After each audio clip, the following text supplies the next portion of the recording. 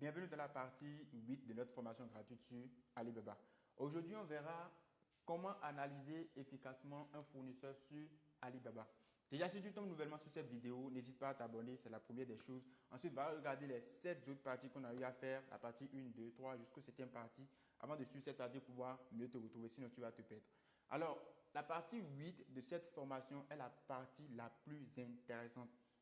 Alors, suivez jusqu'à la fin et suivez avec toute l'attention qu'il faut. La vidéo sera un peu longue parce que je vais prendre mon temps pour pouvoir bien vous expliquer les choses pour que vous ne soyez pas victime des arnaques sur la plateforme d'Alibaba. Alors, attachez vos ceintures et on y va.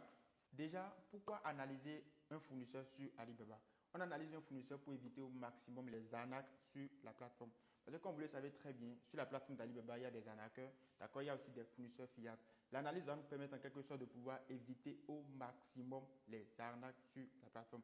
Et pour pouvoir analyser un fournisseur, d'accord, sur la plateforme d'Alibaba, nous allons prendre en compte 8 critères pour pouvoir analyser un fournisseur sur la plateforme d'Alibaba. Alors, le premier critère à prendre en compte lorsque vous voulez commander chez un fournisseur sur Alibaba, lorsque vous voulez contacter un fournisseur sur Alibaba, c'est l'aspect vérifié. Vous devez chercher à voir est-ce que le fournisseur est vérifié sur la plateforme d'Alibaba. C'est très important parce que dans la leçon précédente, je vous ai expliqué que sur Alibaba, il y a deux types de fournisseurs.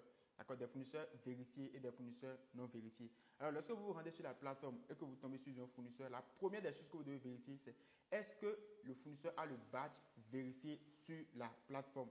Parce que lorsque vous le faites, vous réduisez la probabilité de vous faire arnaquer. Ça ne voudrait pas dire que les fournisseurs vérifiés n'arnaquent pas les gens, mais vous réduisez les critères de vous faire arnaquer. Raison pour laquelle il y a 8 critères. On ne va pas uniquement se fier aux critères vérifiés pour pouvoir commander sur un fournisseur, mais on doit aussi prendre en compte les autres critères. Donc, le premier critère à prendre en compte, c'est l'aspect vérifié. D'accord? L'aspect vérifié. L'aspect vérifié. Ou le verified supplier.